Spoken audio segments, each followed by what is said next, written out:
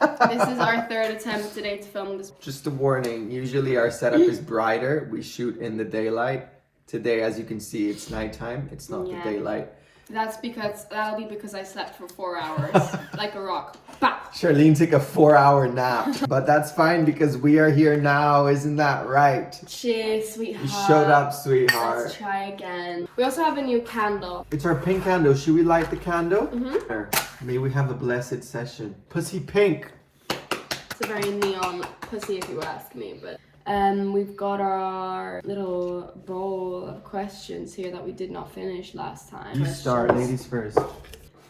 What's it say? Are you actually gay or did you just do it to piss off your parents? Starting off strong. I'm not gay. I just did it to piss off my parents. There, I said it. I had to say it. I'm gonna burn it. You heard it here first. It's You very heard it here controversial. first. I'm gonna burn it. Burn it. Don't try this at home, kids. Okay. Second question of the day. Did you ever regret saying no to a project?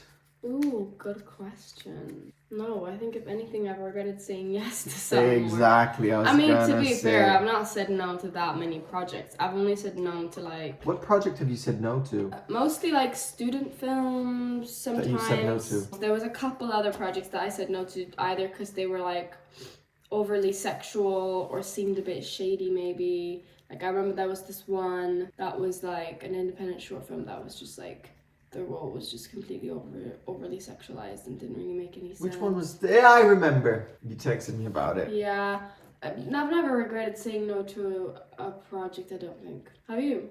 No, but actually, there's something I want to talk about. But before that, I want to ask you.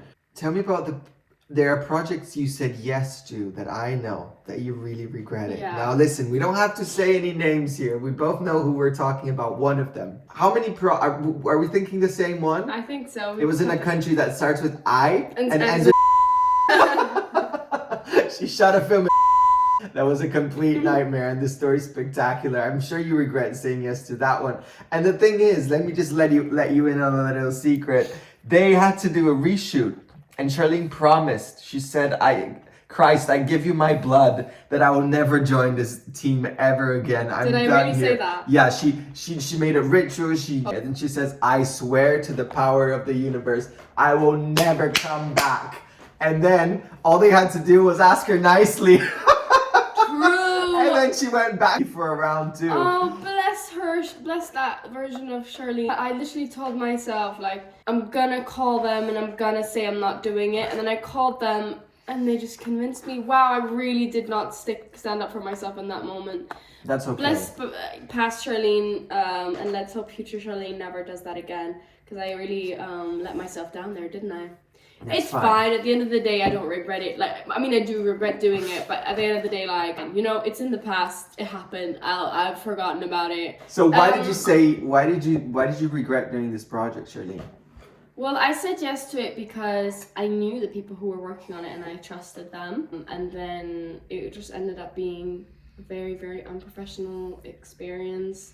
I felt quite disrespected, to say the least, many times. Were there any females? There were a few females, but it was a very male-dominated set, and let's just say it wasn't the most well-planned and most mature setting to be working in. And I very much regretted saying yes to it. And then I went back for reshoots, which I didn't have to because I'd not signed a contract for the reshoots or anything. So God knows why, the people pleaser in me. And maybe I think I was hoping that this time it would my be very different.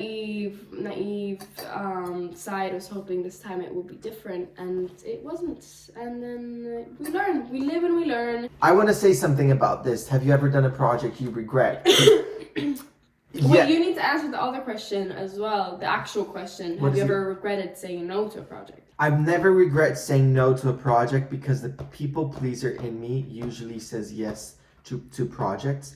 The True. projects I say no to now. I don't think either of us have ever rushedly said no to anything. No. The things we've said no to have been very thought through and they've been conscious decisions. That's the thing. The projects some of the projects I'm most proud of, I almost said no to.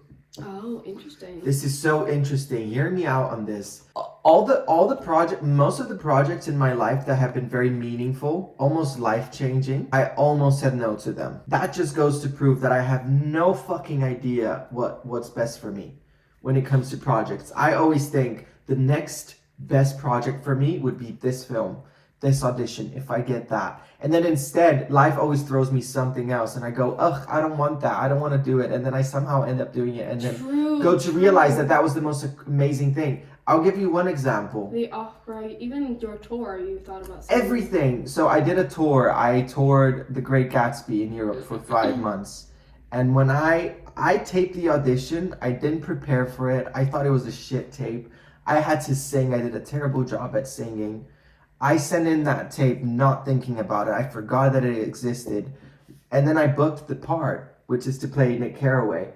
And I was like, I'm not going to tour. This is not my thing. This is going to be exhausting. I don't feel like it. Blah, blah, blah, blah, blah, blah, blah. When it comes to like growing as an actor, that was what made me grow the most. Another thing, right after Gatsby, I booked an opera at Glyndebourne. Yeah. I was convinced for the life of me that I should not do it. I should back out. I shouldn't do it. Always thinking there's something better there. I did it. It was amazing. And then again, last year, not too long ago, SAS Rogue Heroes. Oh, yeah. I booked another job to play another soldier. And I said, I'm so done with soldiers. I'm not going to do it. I called my agents. I said, I'm not going to do it. I was ready to say no. Again, last minute, I said, fuck it. I'm going to do it. Again, it was wonderful. It was incredible. And it kind of helped me survive financially. Literally. The point I'm making is I had no fucking clue. And then all these experiences, I almost said, yeah, there's so many more. But then I think the common denominator here is that these were all projects that you wanted to say no to, but you didn't. There are projects that you did say no to. Do you know what I mean? Like, I think maybe you have moments where you want to say no to things, but then I think you do know the things that you should say no to. Do you know what I mean? Because you didn't say no to these things. I didn't, but I was so convinced. Like, I'm very much, I'll tune into your intuition, your gut knows, your blah, blah, blah. And I take pride in thinking, wow, I'm very intuition, I'm very spiritual. But really, I don't think I'm as smart as I think I am, because I feel like something or someone convinced me last minute to do these things. And I did it. And I'm so glad I did, because they were incredible. And even the hard things about it made it really good. Like, touring was really difficult on my body and mind, as you'd expect. So what's the bottom line here? The bottom line is I think we track down exactly how our career should be, the kind of roles we should get, where we fit and whatever.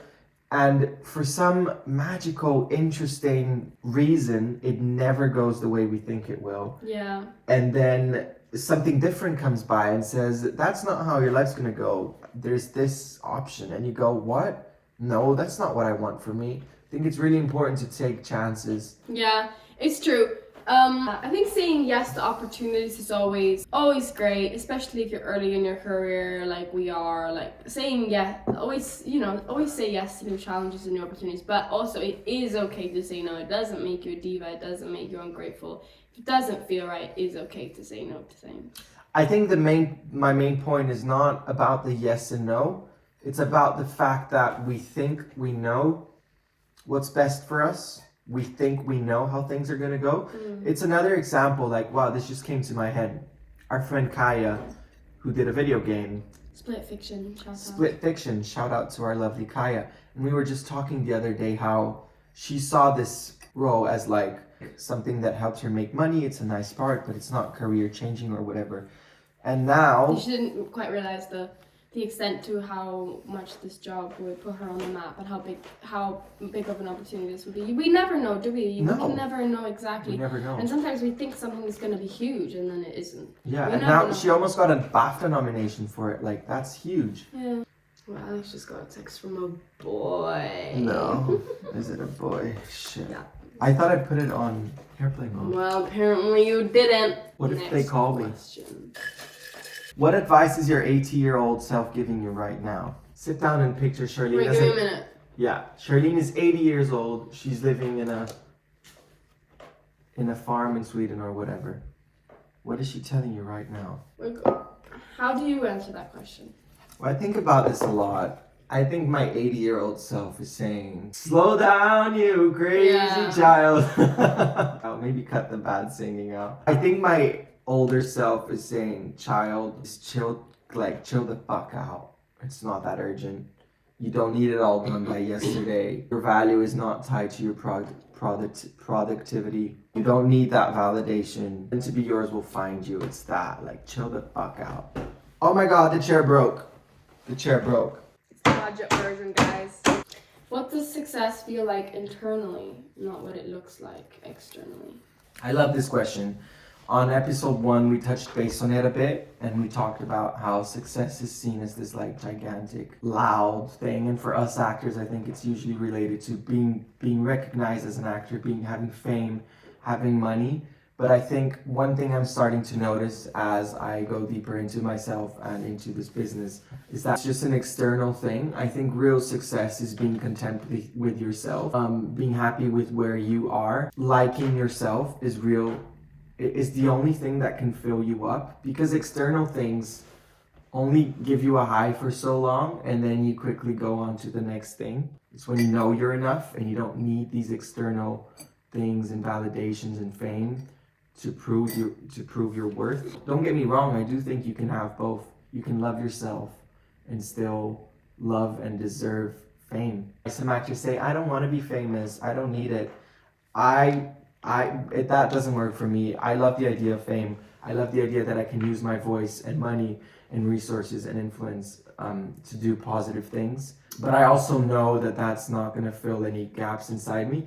And that book that I'm actually reading it again, it's called A Return to Love. It says that success is when you lay your head in the pillow every night knowing that your gifts and your craft has been put to use out there in a way that serves people. And I think that's such a beautiful way to see it. Like every person is talented in their own way. And for you to be authentic and then to share that craft and creativity and talent with the world in a way that serves people is so beautiful. Where I go wrong is I still crave that external validation, I think. I still want that approval, and to some extent it's fine, it's human. But I think more and more I want to not crave it as much, have it mean something else. Have it be more about the process and less about the destination. Yeah. It's all about the climb, innit? It's interesting. Easier said than done. It's so much easier said than done. It's interesting because we're also presented this image of success every single day on social media, and the people that we compare ourselves to, the people that we admire, the people that we watch, and the people that we grew up wanting to be like, the famous actors, whatever, that their lives are presented in such a glamorized way that they're literally designed for us to want to be like them, right? For us to aspire to be like them and to be fascinated by them. But the older I get, the more I realize that actually I think that life would cause me a lot of anxiety. I don't think I would put up with the fame aspect as well as you would, maybe. But Charlene, I think it's when I see you as an actress, I really see you. Yes, I do love the idea of fame. Don't know how healthy that is, to be completely honest. I saw a phrase one that says, if you want to know how good one's upbringing was, take a look if that child wants to be famous or not. Because if someone desperately wants to be famous, it's sometimes linked to the fact that they weren't seen in their childhood. They felt very rejected. So I always wondered, like, ouch, if I crave fame like that, does that mean that that's a trauma response and not like an authentic need to want to express myself in my art? But I think you can have a balanced life. Like, take a look at some actors seem to do it so well, like Saoirse Ronan. Yeah, but that's also because of the way she's built up her career, because she isn't hugely famous in, like, mainstream media. She's very well known and I think that's, like, the dream, honestly. She's very well known and very respected in her field and with filmmakers and other actors. But I think if you would ask, like, a random person in the street, she's not super famous in the mainstream media. But isn't that something that you, if you say, what would you like to have? Wouldn't that be? That would be the dream, yeah. Exactly. That's the dream. There's a question in here that says, we'll get to that question, but it says, are you less ambitious when you heal? And I think it's it's a question that haunts me, that keeps me up at night, actually, because the more you heal, the less you people please, the more you have things to prove. So does that mean you'll be The less you have things to prove, right? the less you want to prove yourself to people? Does that mean you just want to grow old and, you know, raise chickens in a farm and quit everything? I really hope not. I really hope that the more healed I am, I'm still happy and willing and open to create. I never want to stop creating. I think it's just, I mean, we're basically answering this question now. Should we just answer it? Because we won't keep tiptoeing around it. Yeah, answer it. Go on. I think Head first.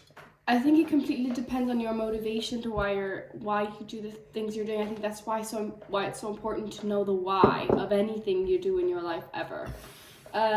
Just not just to be aware of yourself and to know yourself and to understand yourself, but also to understand the reason behind the things that you're doing in order to do it better. Because if the reason you want to be an actor is to chase fame and to chase approval, and to prove to yourself that you're worth something, to prove to yourself that you're talented, be an influencer, whatever, then I think the more you heal, the more that might go away. But if the reason that you want to be an actor is to express yourself artistically, to have a positive impact on the world, to show people what being a human is, and to tell stories that mean something to you, basically to share a part of yourself with the world and to teach people something and show people something that they might have forgotten about, then it might actually make you more ambitious.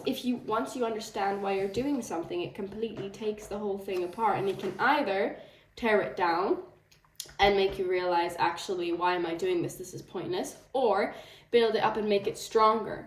So I think it completely depends on your motivation behind things, and our motivation behind things is very often subconscious, which is why it's really important to get to know and understand yourself.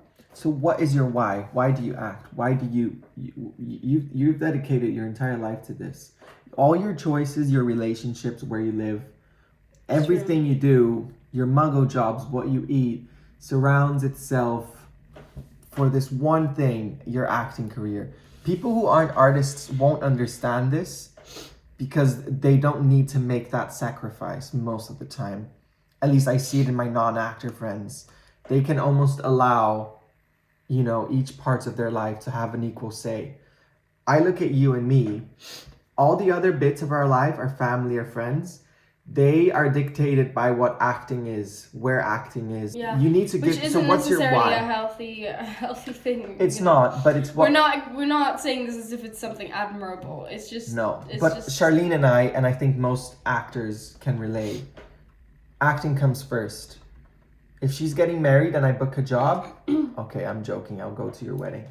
But but you get the point. I don't think. By the way, I just want to say I don't think this is an admirable thing. I think this is something we can and should work on, because it's important to have a life and to prioritize life outside of this acting thing. It's not necessarily healthy to be that attached to something. It just goes to show how unhealed we actually are. So. You know, I've been thinking about this a lot. What's lately, your why? And it's changed. I think I've been thinking about this a lot, especially lately, because I was talking to my friend recently. Lately, with everything that's happening in the world, and I feel like I have a responsibility somehow, and it's been really nagging me that I feel like I'm not doing enough for the world. Like I feel like I should have more positive impact, and I feel like I don't even know where to begin, and I feel so stupid and selfish for not doing more, for not knowing how to do more.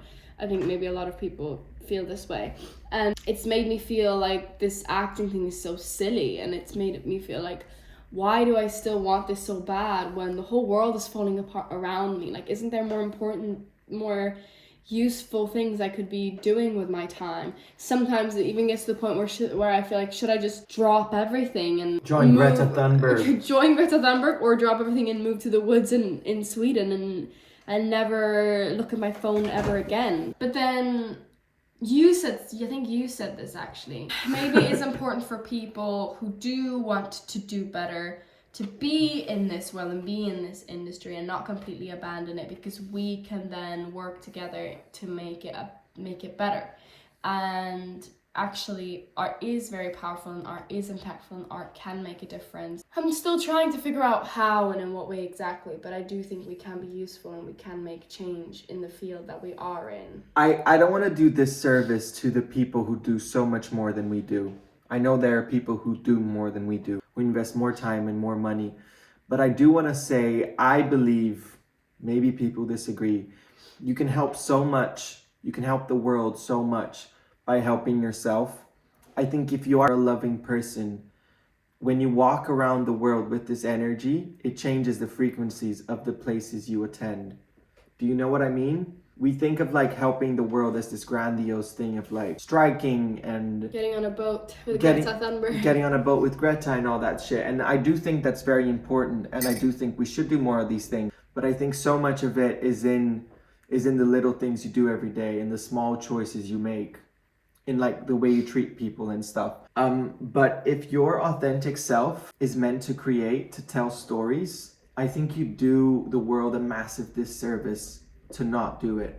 To think the world is so fucked up, I'm gonna live in the woods. Because the more you find out about the world, I want it to curl into a ball and not leave my room ever again, and live in the woods with Charlene in Sweden. But I think that would be a disservice to the world. You can still walk the world different, with your approach. That does not mean you should ignore what's going on, but it would be such a disservice for you to hide in your room because you're scared. If you ever won an Oscar, what would you say in your speech? Oh, I was thinking of this week. Can I jump in and answer this? Yeah, please, you answer it. Let's pretend I read it. Do you know what I would do? I would be the whistleblower, like Jim Carrey. Sometimes I fantasize about this at night. I don't know enough, okay? But if I were a big name in Hollywood, I think I wouldn't. I know there's more at stakes, but I always dreamed about winning an Oscar and going, oh, I'd like to thank my family, God and the gays, like, God bless everyone. I think now I secretly fantasize with the idea of going there and saying, by the way, and then, naming names, saying everything. I've seen this, I've seen that. You. And then they'd kill me the next day. That's fine, but I would do it. I think it would be worth it. They would kill me. I don't think, I'm sounding really smart. I don't think it's that easy. Yeah. I'm sure some other people wanted to do that. You know what? I'll just accept the Oscar and shut the fuck up. Have your biggest failures ever actually redirected you somewhere better? Ooh, my biggest failures in relationships definitely redirected myself. Okay, yeah, even the relationship. Yeah, I've been in very abusive situations that really, once I left that, I was able to realize, my God, I have work to do. I don't know if it's better, but they've redirected us. Yeah. Okay, have your biggest letdowns redirected you somewhere better? You don't have to say yes. Charlene booked a lead in a very nice film. The film never happened. That was a letdown. Did that redirect you somewhere better? I wouldn't say better. It redirected me to somewhere different. I learned things. It's taught me not to cling on to things in such a toxic way, because I remember with that project, I was so paranoid about it not working out, because there were signs and hints before it got cancelled that it might not happen or whatever. With the strikes. And then and then it did, and then it's taught me things like there's no point in overthinking things and worrying about things going wrong before they already go wrong, because the fact that you're worrying about it isn't gonna make it hurt less when it does go wrong. I need to be older and wiser to be able to answer this question. You need your 80-year-old to answer it for you. Can I call my 80-year-old self quickly? There's a saying that some actors say, like, don't ever get excited about anything until you see the film. That's so toxic as well, though, because It's toxic, have but to it's- be able to be excited. You have to be able. It's so true though. Like, It I have is countless painful. stories of actors who booked the leads, and then the film never happened, or even worse, the film Happen and they get cut out. they get cut out. Wow, You're external just thing. never secure. You're never safe as an actor. You're constant- Even when you book, honey, don't celebrate. They might cut you out. But that's horrible. That is so horrible. You That have is to be able to get horrible. excited. Like, we have to be able to allow ourselves to celebrate our wins, because they are so few and far between. We have to. That's something I think I did learn from that, is that I didn't allow myself to celebrate that win, booking that role, which was a huge win, but I didn't allow myself to celebrate because I kept saying, I'll celebrate when I know it's gonna happen. I'll allow myself to celebrate when I know it's gonna happen. And then it didn't happen. But that was a huge win, even me just booking that role. So we have to allow ourselves to celebrate. I think that's the hardest part of this job, is you have to be so emotionally intelligent that you can allow yourself to get excited about things even though you know they might go away. And I think honestly that's a life lesson in general, not just a career lesson. You have to allow yourself to celebrate and to enjoy things in the moment even though you know they might not last forever and they might not stick around. Well, this is different. It's not that it didn't last forever, it's that it never happened. Yeah, I know, but in the moment it happened, right? Me Yeah. booking that was already a big win. Me booking the audition and Landing the part. landing the part was a huge win in its own. It doesn't the fact that it then got cancelled, which wasn't my fault, which wasn't anybody's fault, doesn't take away from that win. Sure, it's fucking heartbreaking and you know, it could have maybe potentially been a career-changing job that didn't happen, but it's still a huge win that I never allowed myself to celebrate. So I think that is something I regret. I don't blame you though, Charlene. I don't blame you. I don't blame myself, but it did teach me. Right, moving on. If you could only work with one director forever, who would I know. that be? Yorgos Lanthimos. All of his films make massive statements. They all stand out. They're all so authentic.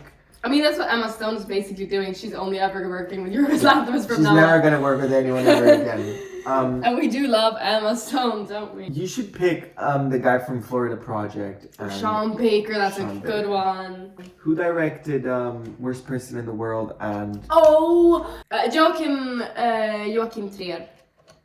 Joachim, I don't know. he did Sentimental Value in it. And so yeah, leave in the comments below. Who would you work with? You could only pick one. Oh, I know this one. If you could steal someone's career instantly, who and why? I don't want to say it because I don't want to influence her choice, but You would say Saoirse Ronan to me. yeah.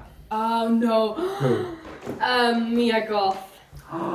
I picked Paul Mescal or something. Oh no, Harrison Dickinson? What's his name? Harris Dickinson. Harris Dickinson? Yeah, that's a good one actually. Wow, who did this? I can't even untangle it. I like this one. Yeah. Are you feeling booked and busy or free and available? Free and available, honey. Call I'm my free agent. and available. Call my agent, please. Charlene, what do you call a lesbian dinosaur? Oh fuck, I know this one. Alicoloropus. Well done. Who taught you that? Yeah, I know you taught me that. I learned from the best. So, what are we taking from today's episode? For this week, I manifest that Trump gets put in jail or something. There, it happened. Any second now, guys. It's done. Let's do a kissy on both cameras like this. 1, 2. Go here.